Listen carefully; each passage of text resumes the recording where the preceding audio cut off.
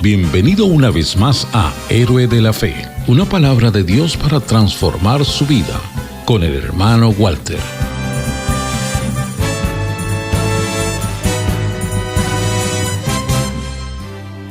Hoy vamos a hablar de un héroe de la fe que muy poco se conoce como héroe de la fe. Vamos a hablar de Juan el Bautista. Vamos primeramente a ver la profecía, la primera profecía de Juan el Bautista. Lo vemos en el libro de Isaías. Isaías capítulo 40.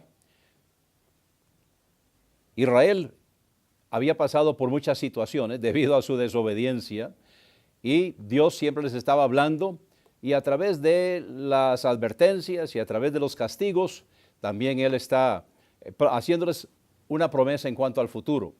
Y la promesa en cuanto al futuro dice en capítulo 40, versículo 1, consolaos pueblo mío, dice vuestro Dios, hablad al corazón de Jerusalén, decidle a voces que su tiempo es ya cumplido, que su pecado es perdonado, que doble ha recibido de la mano de Jehová por todos sus pecados. Ahora empieza a hablar en el versículo 3, en Isaías capítulo 40 y el versículo 3, está hablando de la voz que clama en el desierto. La voz que clama en el desierto, sabemos más adelante que es Juan el Bautista. Voz que clama en el desierto. Aquí le está diciendo a la persona que es la voz que clama en el desierto y le dice, preparad camino a Jehová, enderezad calzada en la soledad a nuestro Dios. Todo valle sea alzado y bájese todo monte y collado. Y lo torcido se enderece y lo áspero se allane, y se manifestará la gloria de Jehová, y toda carne juntamente la verá, porque la boca de Jehová ha hablado. Vamos ahora a Malaquías, que también hay una promesa en cuanto a Juan el Bautista. Dice Malaquías capítulo 3, he aquí yo envío mi mensajero, el cual preparará el camino delante de mí. Entonces el papel de Juan el Bautista es preparar el camino del Señor, preparar el camino de Jesucristo. Vamos a ver el nacimiento. Juan nació en una época muy difícil para Israel. Ellos habían pasado 400 años sin recibir palabra de Dios, lo que llamamos el periodo intertestamentario, entre Malaquías y la predicación de Juan el Bautista.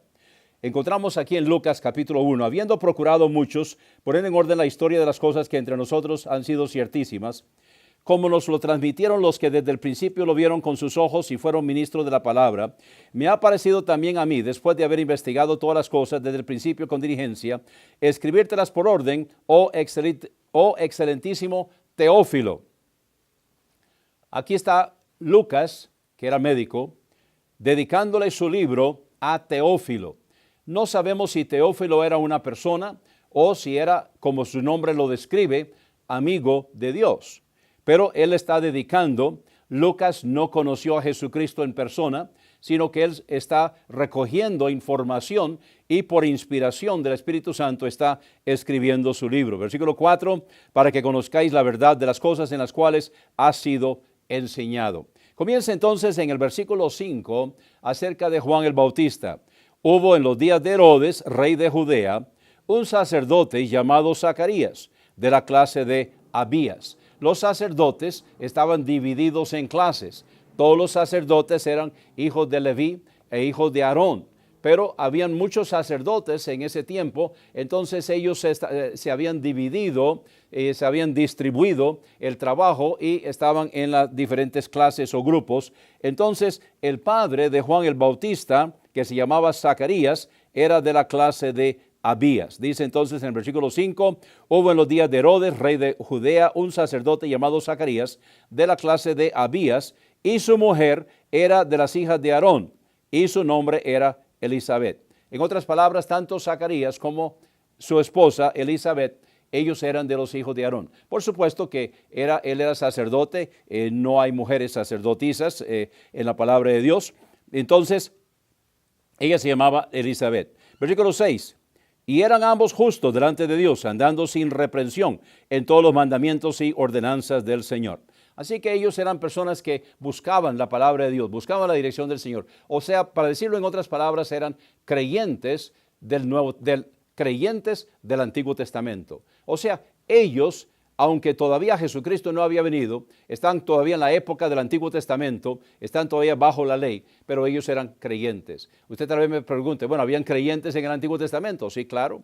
Hebreos capítulo 11, el Salón de la Fama de los Héroes de la Fe, está lleno de creyentes. Y hay muchos otros creyentes que no están mencionados ahí en Hebreos capítulo 11. Y aquí tenemos unos que, Zacarías y Elizabeth, ellos eran creyentes y estaban buscando la dirección del Señor en sus vidas.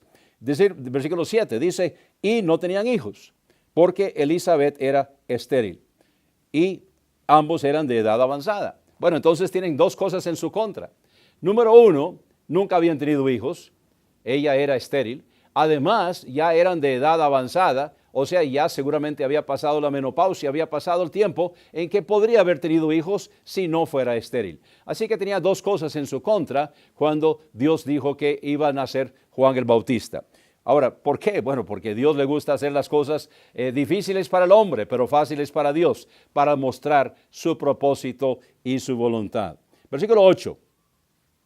Y aconteció que ejerciendo Zacarías el sacerdocio delante de Dios por el orden de su clase, o sea, en la época que le tocaba a él, conforme a la costumbre del sacerdocio, le tocó en suerte quemar el incienso. Ellos también se distribuían los diferentes trabajos y en esta ocasión a Zacarías lo que le tocó fue quemar el incienso en el templo, entrando en el templo del Señor. Y toda la multitud del pueblo estaba afuera orando a la hora del incienso. Ahora, el incienso es muy significativo. El incienso, el altar del incienso estaba delante del velo y el incienso, la fragancia del incienso traspasaba el velo y entraba al lugar santísimo. No había entrada al lugar santísimo, solamente una vez al año el sumo sacerdote, portando la sangre, podía entrar al lugar santísimo. Entonces, pero sí traspasaban el incienso, o sea, el olor del incienso, y eso representa las oraciones de los santos. Ellos estaban orando, estaban afuera orando a través del incienso, entonces en una forma simbólica, en una forma representativa, las oraciones de ellos estaban entrando a la presencia del Señor.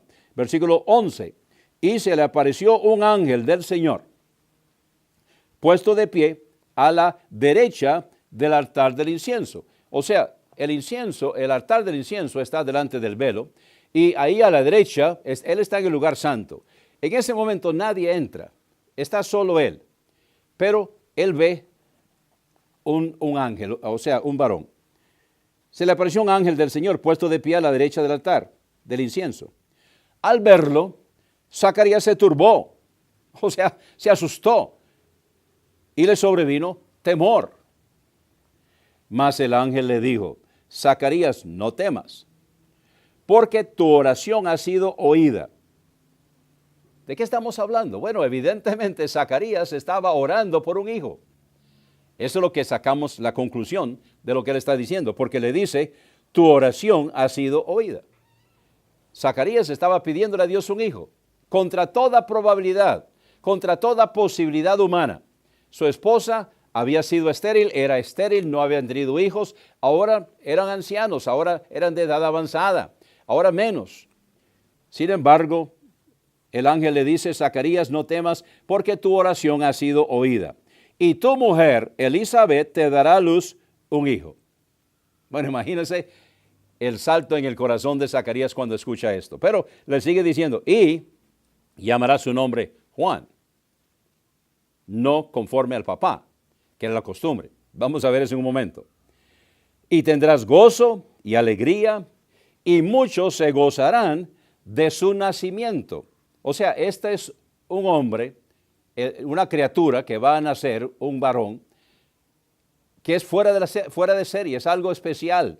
Y muchos se van a gozar de su nacimiento, porque será grande delante del Señor.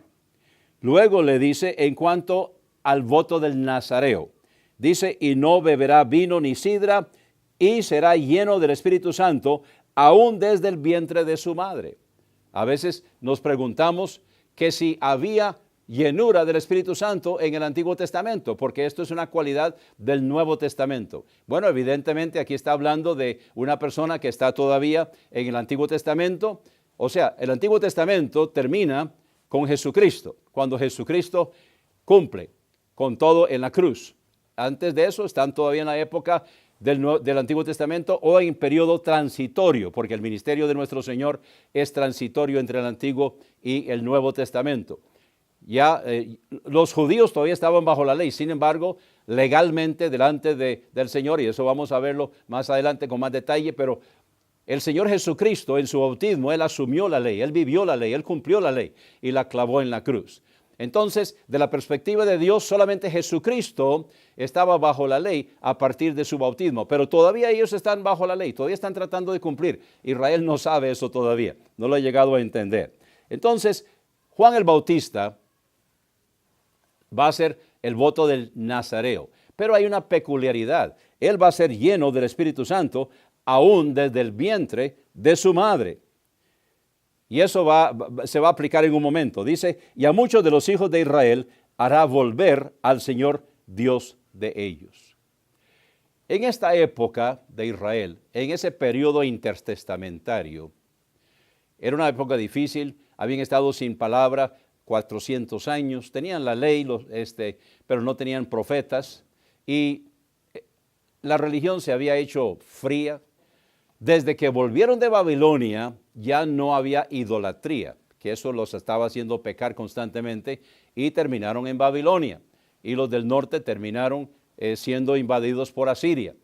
Pero cuando ellos regresaron de Babilonia, nunca volvieron a ser idólatras. Sin embargo, la religión ahora se había hecho fría, sistemática, reglamentada, regulada, hipócrita, por cierto.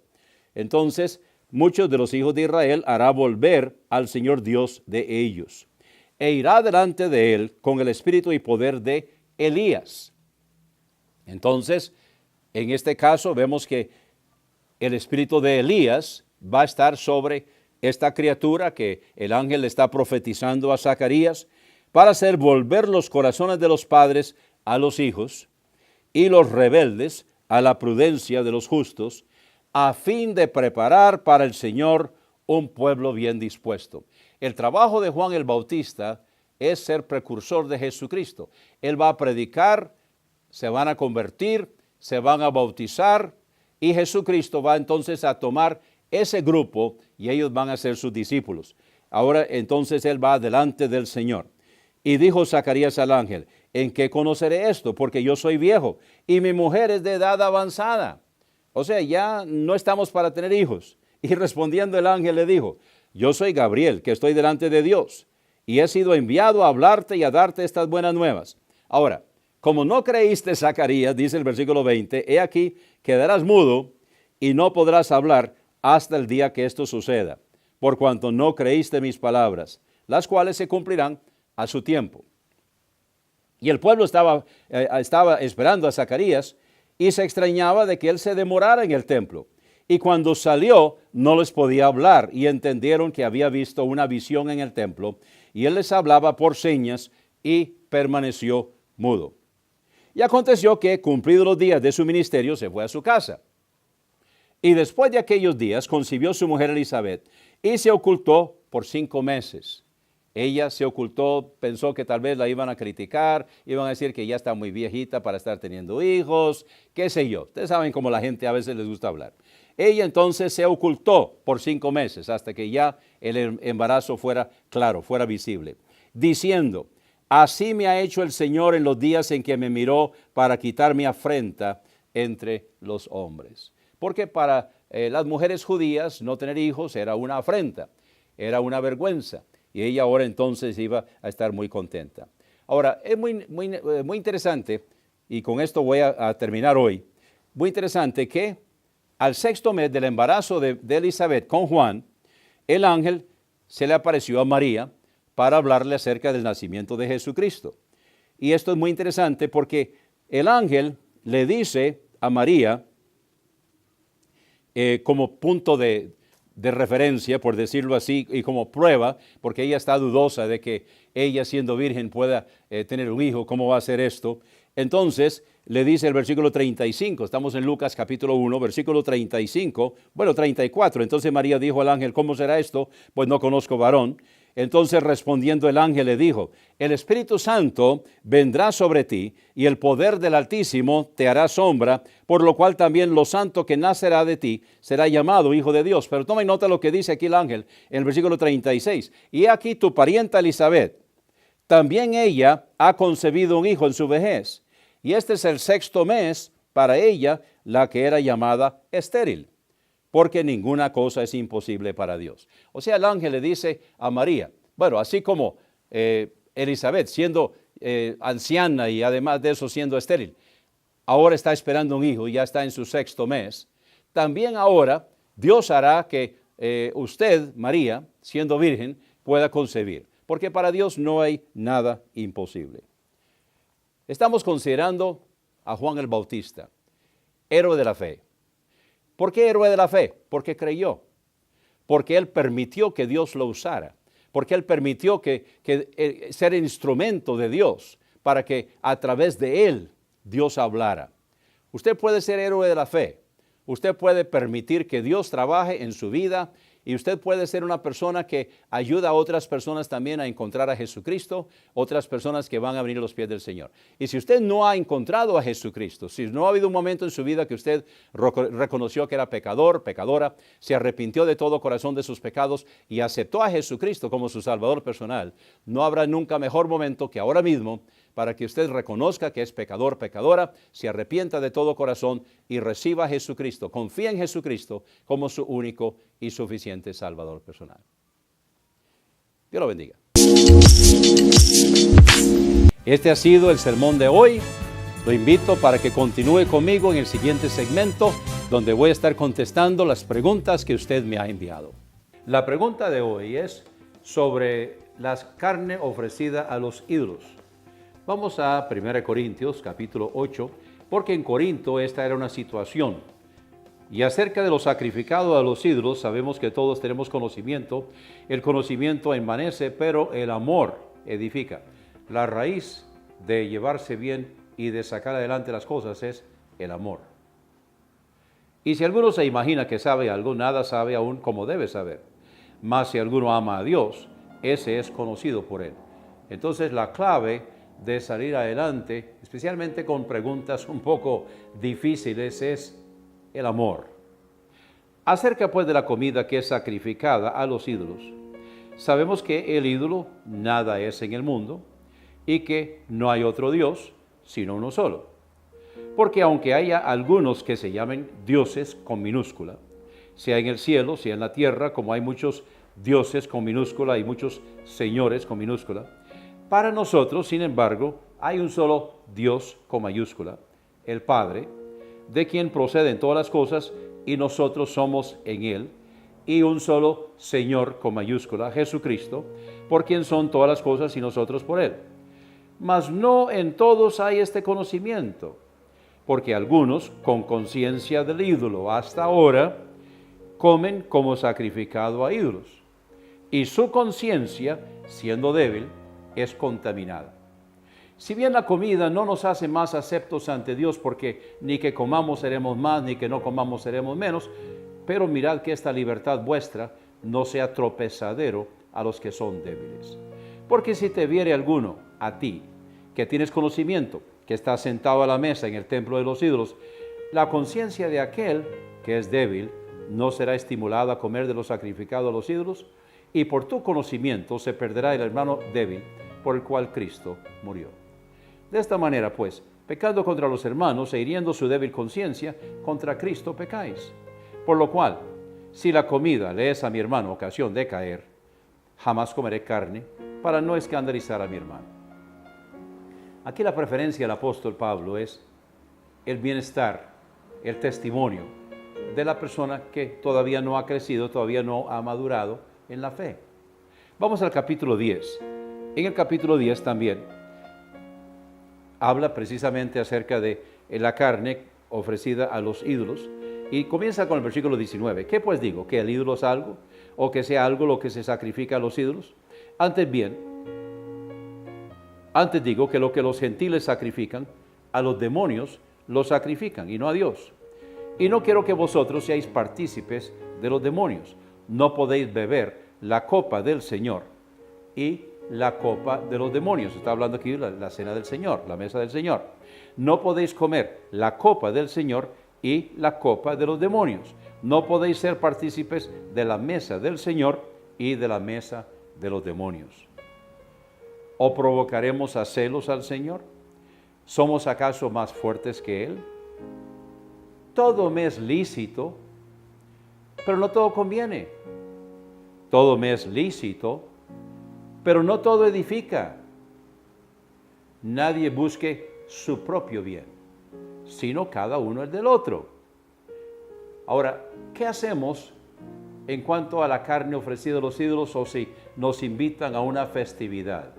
De todo lo que se vende en la carnicería, comer, sin preguntar nada por causa de la conciencia. Porque en Corinto, mucha de la carne que se ofrecía o que se vendía en las carnicerías había sido previamente ofrecida a los ídolos. O ofrecían una parte a los ídolos y el resto la vendían. Entonces dice Pablo en 1 Corintios 10:25, de todo lo que se vende en la carnicería, comed, sin preguntar nada, por causa de la conciencia, porque del Señor es la tierra y su plenitud. Y si algún incrédulo os llama y queréis ir, de todo lo que se os ponga delante, comed, sin preguntar nada, por causa de la conciencia.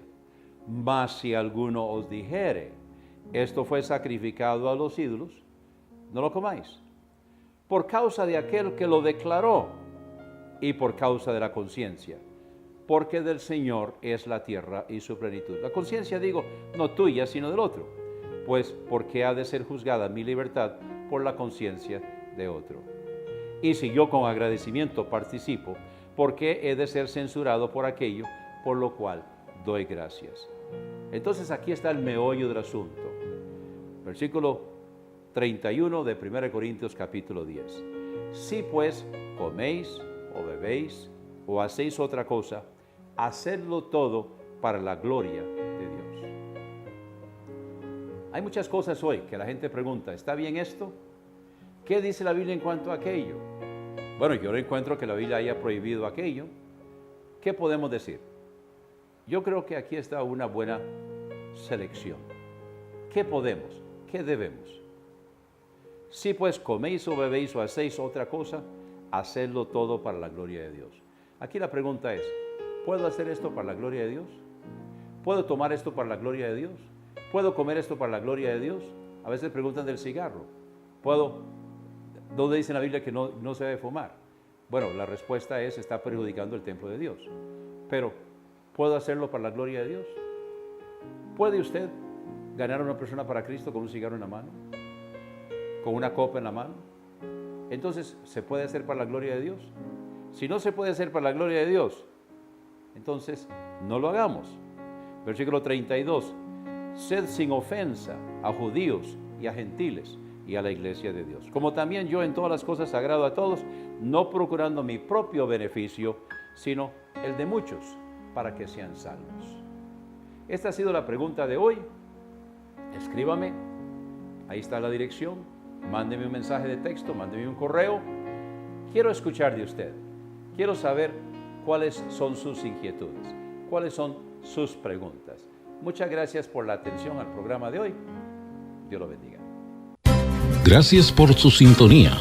Lo esperamos cada mañana de lunes a viernes a las 10 en su programa Héroe de la Fe con el hermano Walter. El único requisito es creer.